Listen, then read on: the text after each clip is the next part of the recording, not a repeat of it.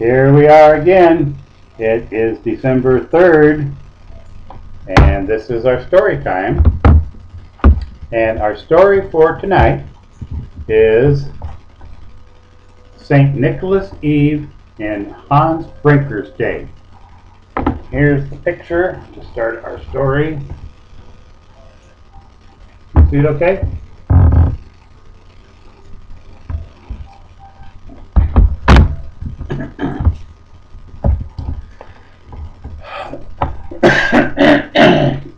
Excuse me. It has been said that our Santa Claus originally came from Holland. In America, Santa comes rollicking along on the 25th of December, our holy Christmas morn, but in Holland, St. Nicholas visits on the 5th, a time set aside especially for him. Early on the morning of the 6th, which is St. Nicholas Day, he distributes his candles, toys, and treasures, and then he vanishes for a year. Christmas Day in Holland is devoted to church rites and family visiting. It is on St. Nicholas Eve that the young people become half wild with joy and expectation. To some, it is a sorry time, for the saint is very honest. And if anyone has been naughty during the past year, he is sure to tell them so. Sometimes he even carries a birch rod under his arm. And you know what the birch rod is for, don't you? So, it is terrible. We don't do that today, but they did that then. And he advises parents to give scoldings in place of candies and whippings instead of toys. Whip, whip, whip, whip, whip, whip. We don't do that much anymore either. The Ben Glick children were very excited on this St. Nicholas Eve. They had been admitted into the grand parlor, and they were dressed in their best and had been given 2 cakes apiece. I think they must have been just little small cakes. At supper, father, mother, and grandmother looked over their merry games with approval, while grandfather napped with his large red handkerchief over his face. And now the spirit of fun reigned supreme. The very flames danced in the polished fireplace, great as the pair of prim candles, I wonder what kind of candles they were, as the pair of prim candles winked at each other. At last the children grew so uproarious that the grandsire's, the grandpa's, red kerchief came down from his face with a jerk. Who's the jerk? Who could sleep in such a racket? It was high time to attend to business. Mother suggested that if they wished to see the good St. Nicholas, they should sing the same loving invitation that had brought him the year before. The children, each holding a pretty willow basket, formed at once a ring.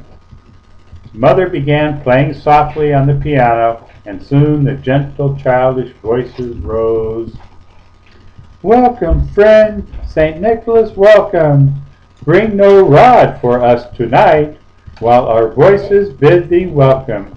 Every heart with joy is light. Tell us every fault and failing, we will bear thy keenest railing. So we sing, thou shalt tell us everything. Welcome, friend St. Nicholas, welcome. Welcome to this merry band. Happy children, greet thee, welcome. Thou art gladdening all the land. Fill each empty hand and basket.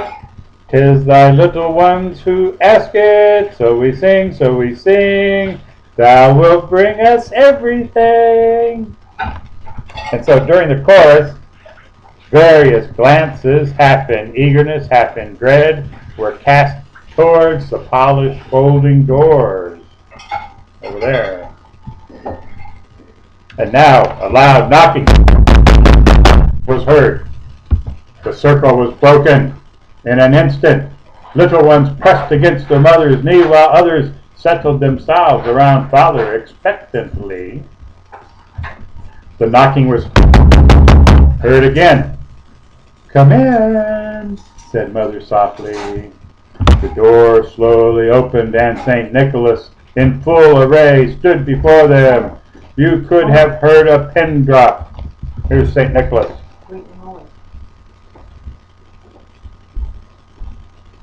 That's him, and that's the children there.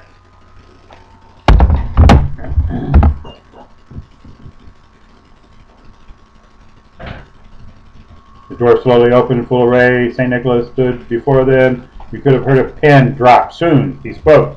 What a mysterious majesty in his voice. What kindliness in his tones. Carol Van Glepp, I am pleased to greet thee and thy honored wife. Children, I greet ye all. Hendrik, Helda, Broom, Katie, Huygens, and Lucretia, and thy cousins Wilford, Dietrich, Macon, Roost, and Katrina. Good children ye have been in the main since I last saw ye. Dietrich was rude.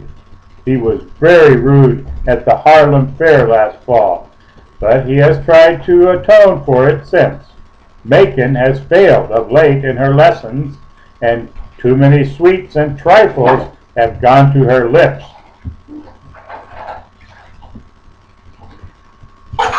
Dietrich, I trust, will be a polite, manly boy for the future, and Macon will try to shine as a student.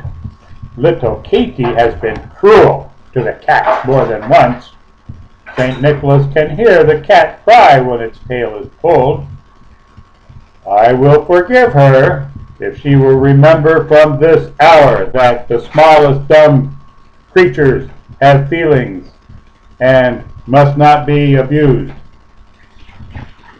As Katie burst into a frightened cry, the saint graciously remained silent until she was soothed. Freaked out. Master Broom, he resumed, I warn thee that boys who are in the habit of putting snuff upon the footstove of the school mistress may one day be discovered and receive a spanking. Master Broom colored and stared in great astonishment. But thou art such an excellent scholar, I shall make thee no further reproof. And thou, Hendrik, didst distinguish thyself in the archery match last spring, and hit the bullseye. I give thee credit for excelling in manly sport and exercise, though I must not unduly approve thy boat racing, since it leaves too little time for your studies. Lucretia and Hilda shall have a blessed sleep tonight. Their kindness to the poor and cheerful, hearty obedience will render them happy. With one and all I avow myself well content. Goodness, industry, benevolence, and thrift have prevailed in your midst. Therefore, my blessings upon you, and may the new year find all treading the paths of obedience, wisdom, and love. Tomorrow you shall find more substantial proof that I have been in your midst. Farewell! And with these words came a great shower of sugar plums upon the linen sheet spread out in front of the doors. A general scramble followed as the children fairly tumbled over each other in their eagerness to fill their baskets. And I think especially that, who was that? That was Macon. Macon was the one that was filling up on little sugar sweets. And then the bravest of the youngsters sprang up and burst open the closed doors, and in vain they searched for St. Nicholas, but he was nowhere to be seen. And soon there was a rush into another room, where stood a table covered with the finest white linen damask. Is that how you say that? Damask? Damask? Excitedly, each child laid down a shoe upon it. The door was then carefully locked and its key hidden in Mother's bedroom. Next followed goodnight kisses, a grand family procession to the upper floor, merry farewells at bedroom doors, and then silence at last fell over the Van Vleck mansion. Early the next morning, the door was solemnly unlocked and opened in the presence of the assembled household when, lo, a sight appeared, proving St. Nicholas to be a saint of his word. Every shoe was filled to overflowing, and beside each stood many a colored pile. The table was heavy with its load of presents, candies, toys, trinkets, books, baskets, and other articles. Everyone had gifts from grandfather to baby. Oh, ah! The children cried over their treasures, and frolic and joy reigned supreme. Good St. Nicholas, for the sake of young Hollanders, I, for one, am willing to acknowledge him and defend his reality against all unbelievers. And that's the story. That was called St. Nicholas Eve in Hans Brinker's Day. Good night.